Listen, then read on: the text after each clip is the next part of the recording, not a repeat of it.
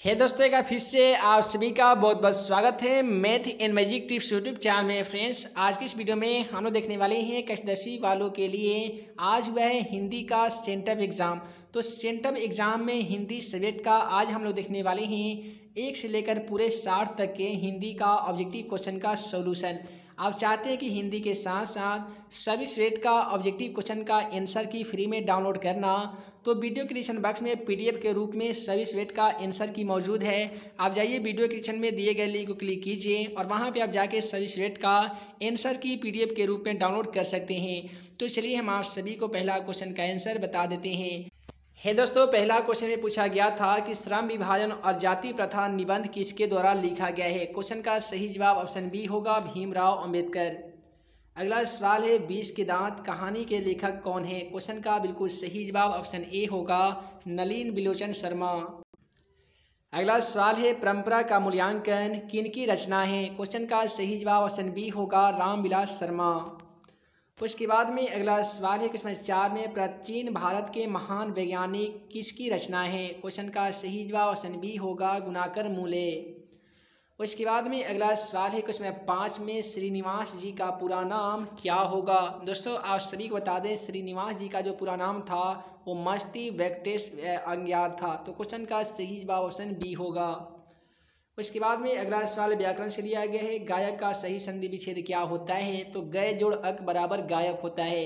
Question का सही जवाब ऑप्शन बी हो जाएगा। उसके बाद में अगला सवाल है लेखक अमरकांत का जन्म कब हुआ था। दोस्तों, आप सभी को बता दें लेखक अमरकांत जी का जन्म हुआ था जुलाई 1925 ईस्वी में।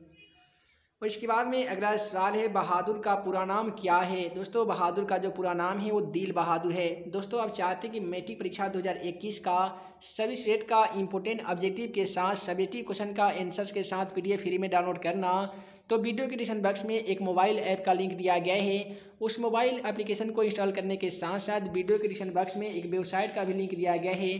उस वेबसाइट पे प्रत्येक दिन विजिट कीजिए और वहाँ पे जाकर जितने भी प्रैक्टिस सेट कराया जा रहा है सभी प्रैक्टिस सेट में जुड़िए, ताकि आपकी जो मैट्रिक तैयारी है वो काफ़ी मजबूत हो सके।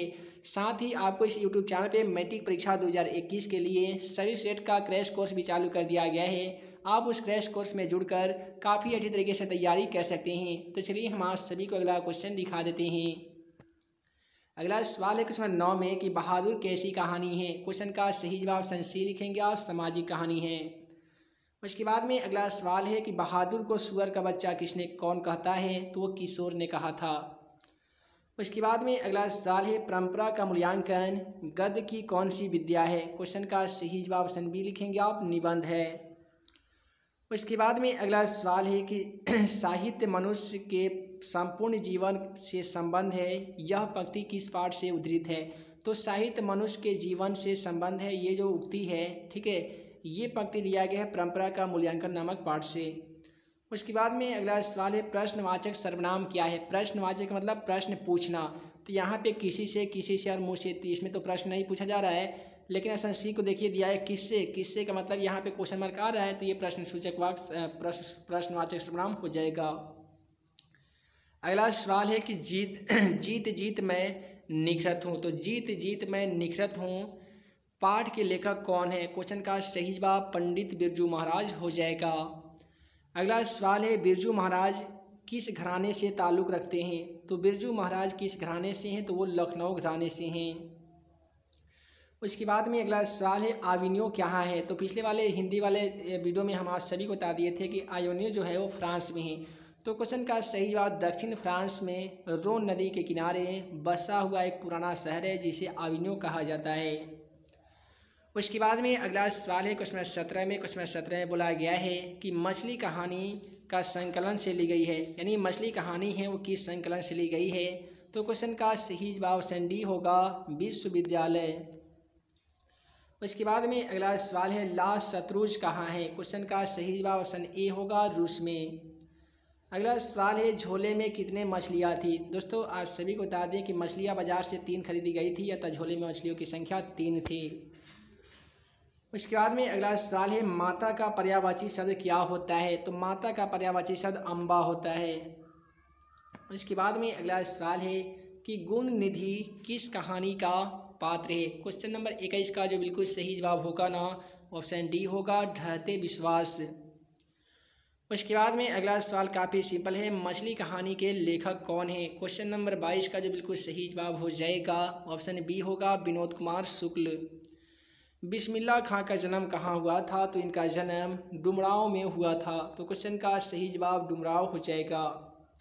नौबत खाने में इबादत क्या है, तो दोस्तों नौबत खाने में इबादत जो है वो व्यक्ति चरित्र है। क्वेश्चन का सही जवाब व्यक्ति चित्र हो जाएगा।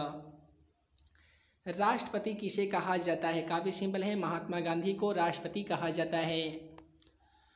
उसके बाद में अगला सवाल देख लीजिए, क्वेश्चन 26 में दिया गया है कि गांधी जी को महात्मा की उपाधि किसने प्रदान किया था, तो रविंद्रनाथ टैगोर को द्वारा ही महात्मा गांधी को महात्मा की उपाधि प्रदान की गई थी। तो क्वेश्चन का सही जवाब ऑप्शन सी होगा, रविंद्रनाथ टैगोर। उसके बाद में अगला सवाल है क्वेश्चन 27 में कि निम्नलिखित में से गांधी जी की पुस्तक है, यहाँ पे 4 पुस्तकों का नाम दिया गया है। क्वेश्चन का सही जवाब ऑप्शन बी होगा, हिंद स्वराज नामक पुस्तक किसकी रचना है, तो ये महात्मा गांधी की रचना है।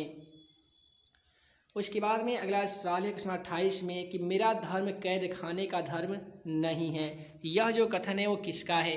तो दोस्तों महात्मा गांधी के द्वारा ही कहा गया था कि मेरा जो धर्म है वो कैद खाने में यानी कैद में रहने वाला धर्म नहीं है। क्वेश्चन का सही जवाब ऑप्शन बी हो जाएगा।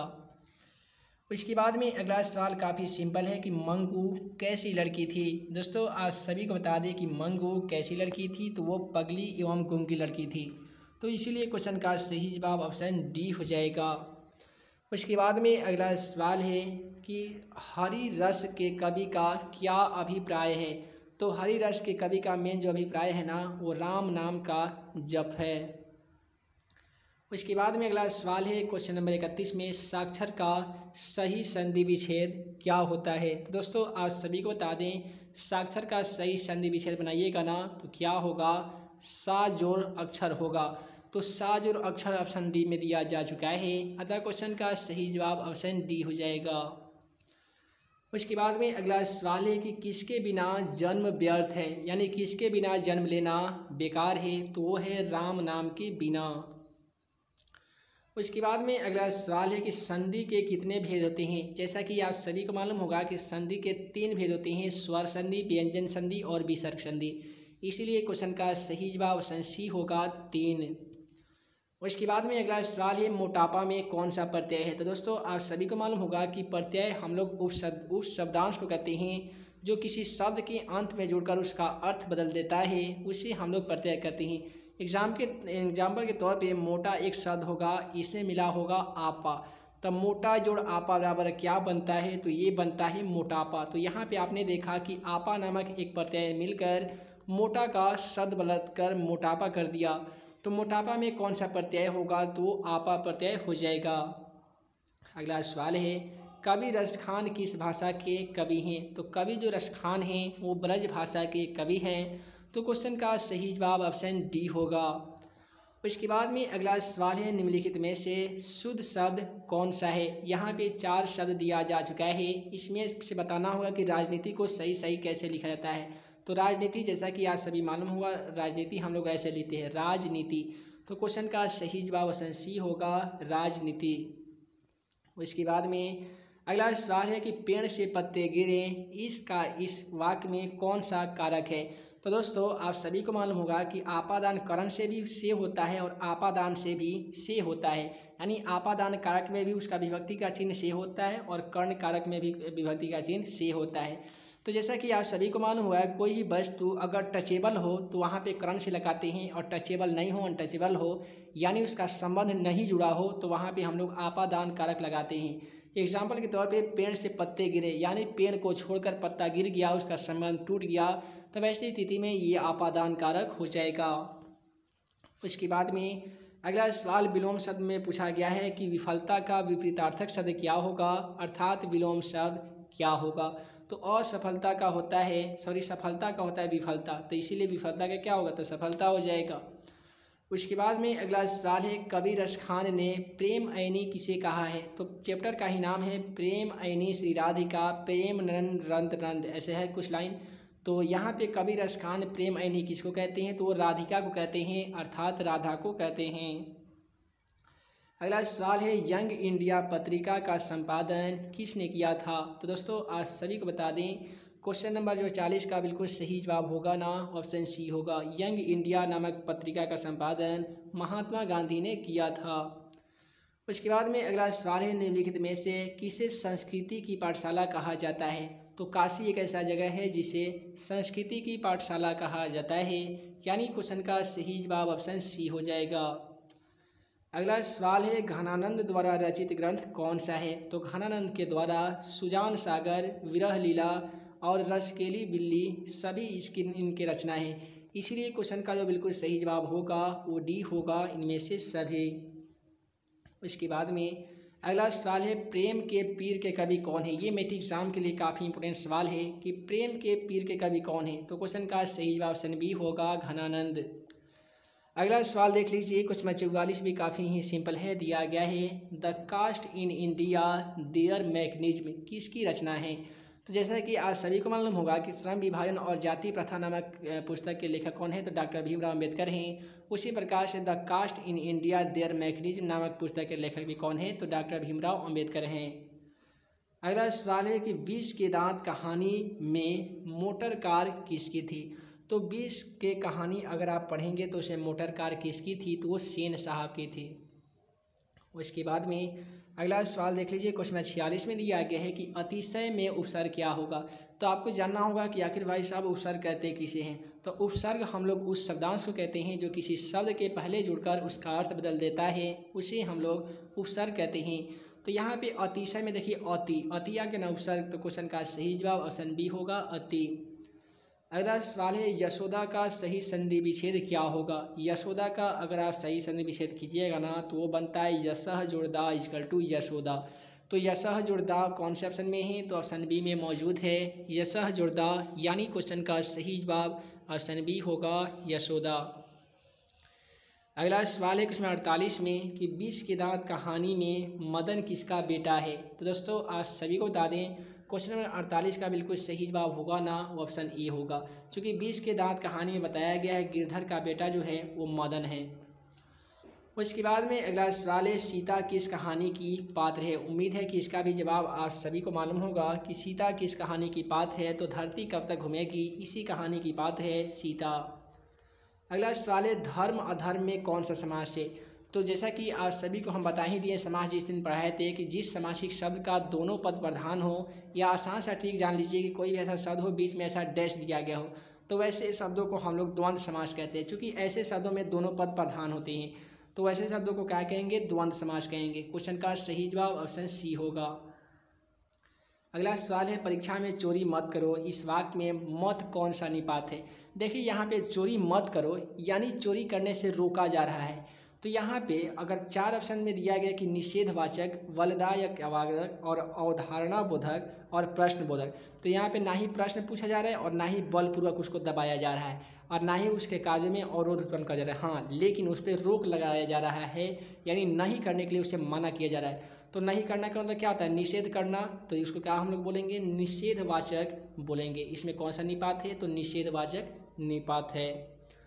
अगला सवाल है कि मैक्स मुलर का जन्म कहाँ हुआ था। काफ़ी सिंपल सवाल था। मैक्स मुलर जो कवि हैं उनका जन्म जर्मनी में हुआ था। तो क्वेश्चन का सही जवाब ऑप्शन सी लिखेंगे आप, जर्मनी।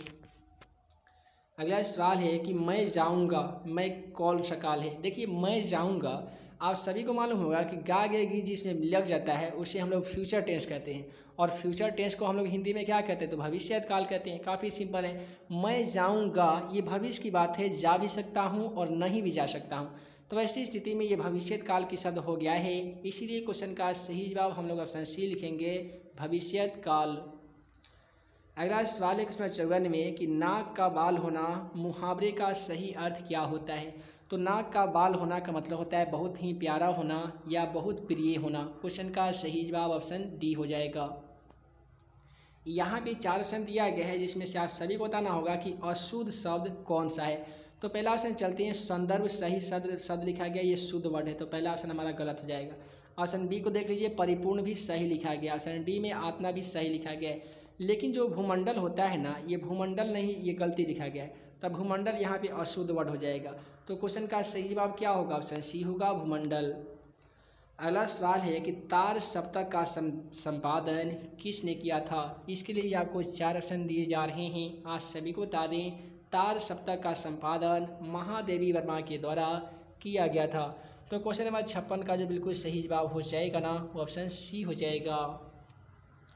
अगला सवाल है, कवित्री अनामिका के अनुसार क्या घड़े साल लुढ़क जाता है। तो कवि अनामिका के अनुसार, ठीक है, सॉरी कवि नहीं, कवित्री अनामिका के अनुसार घ जो है वो लुढ़क जाता है। तो क्वेश्चन का सही जवाब क्या होगा, ऑप्शन डी होगा घ। उसके बाद में अगला सवाल है कि गिरा हुआ चीज़ को हम लोग क्या कहते हैं। तो पतित कहते हैं। गिरा हुआ क्या कहलाता है, तो पतित कहलाता है। अगला सवाल है कि प्रत्यक्ष में कौन सा समास है। तो जैसा कि समास अगर आप पढ़े होंगे तो मालूम होगा कि जिस समासिक शब्द का पहला पद अव्यय होता है उसे हम लोग कौन सा समास कहते हैं, अव्ययी भाव समास कहते हैं। तो अगर आप प्रत्यक्ष को देखेंगे ना, तो प्रत्यक्ष में जो पहला वर्ड है वो अव्यय है, इसीलिए प्रत्यक्ष में कौन सा समास होगा, अव्ययी भाव समास होगा। अगला सवाल नंबर 60 में कि घर द्वार में कौन सा समास है। दोस्तों, जैसा कि आप सभी को मालूम होगा कि घर द्वार में दोनों पद प्रधान हैं। तो जिस समासिक शब्द का दोनों पद प्रधान हो उसे हम लोग द्वंद्व समास कहते हैं। अतः घर द्वार में कौन सा समास होगा, तो वो द्वंद्व समास हो जाएगा। आसान भाषा में जानेंगे, अगर देखिए घर और डैश दे के द्वार लिखा गया है, तो जिसमें शब्द में डैश दिया गया हो तो समझ लीजिए कि वो द्वंद्व समास होगा। तो दोस्तों, जैसा कि आज सभी इस वीडियो के माध्यम से देखें, सेंटर परीक्षा 2020 में जो हिंदी का एग्ज़ाम हुआ है उसी का हम लोग 1 से लेकर 60 तक के सभी ऑब्जेक्टिव क्वेश्चन का 100% सही आंसर बता दिए हैं। ऐसे ही सभी सेट का अगर आप चाहते हैं आंसर भी लाना, तो वीडियो के डिस्क्रिप्शन बॉक्स में question4exam.com नामक साइट पे चले जाइए और वहाँ पे आप जाके सभी सेट का, सभी सब्जेक्ट का, वहाँ के 1 का भी 2 का CS ऐसे करके वहाँ पे PDF बना दिया गया है। वहाँ से आ जाके PDF डाउनलोड कर सकते हैं और आप अपने क्वेश्चन आंसर के द्वारा उसे सॉल्व कर सकते हैं कि आप एग्ज़ाम में कितना आंसर सही लेकर आए हैं और कितना गलत है। और साथ ही वहाँ से आंसर बना के आप अगले आगामी एग्ज़ाम के लिए काफ़ी अच्छी तरीके से तैयारी भी कर सकते हैं। जैसा कि देखिए, आप सभी को मालूम ही होगा कि सेंटर एग्ज़ाम लिया क्यों जाता है। तो सेंटर पे एग्ज़ाम इसलिए लिया जाता है ताकि सभी छात्र छात्राओं को मालूम चल जाए कि ऐसे ही पैटर्न के आपके मैट्रिक एग्जाम 2021 में क्वेश्चन पूछे जाने वाले हैं। इतना ही क्वेश्चन रहेंगे, ऐसे ही प्रश्न पत्र भी आपको दिए जाएंगे, ऐसे ही OMR शीट भी रहेंगे और क्वेश्चन का भी पैटर्न बिल्कुल ऐसा ही रहेगा। ठीक है, बिल्कुल घबराने वाली बात नहीं है। जिस प्रकार से अगर आप सेंटर एग्ज़ाम दिए हैं उसी प्रकार से ही आपका मैट्रिक का बोर्ड एग्ज़ाम जो 2 फरवरी में होने वाला है, मैट्रिक का बोर्ड एग्ज़ाम भी इसी परिस्थितियों में होगा। तो उम्मीद है कि आज सभी को इस वीडियो के माध्यम से सभी क्वेश्चन का आंसर समझ में आ गया होगा। है दोस्तों, उम्मीद है कि आज सभी को वीडियो पसंद आया हो तो वीडियो को लाइक करें, अपने दोस्तों में शेयर करें। ऐसे ही नए नए वीडियो पाने के लिए आप हमारे YouTube channel math and magic tips को सब्सक्राइब करना बिल्कुल ना भूलिएगा। अगर आपने अभी तक मोबाइल एप्लीकेशन को इंस्टॉल नहीं किया है तो जाइए प्ले स्टोर में सर्च कीजिए मैथ एंड मैजिक टिप्स, या वीडियो के डिस्क्रिप्शन बॉक्स में दिए गए लिंक को क्लिक करके आप हमारे द्वारा बनाए गए मोबाइल एप्लीकेशन को इंस्टॉल कर सकते हैं और आप अपने मैट्रिक एग्जाम की तैयारी और भी मजबूत कर सकते हैं। तो है दोस्तों, मैं मुकीम अंसारी जल्द मिलूंगा अगले वीडियो में नए VVI क्वेश्चन के साथ। तब तक के लिए वीडियो देखने के लिए बहुत बहुत धन्यवाद।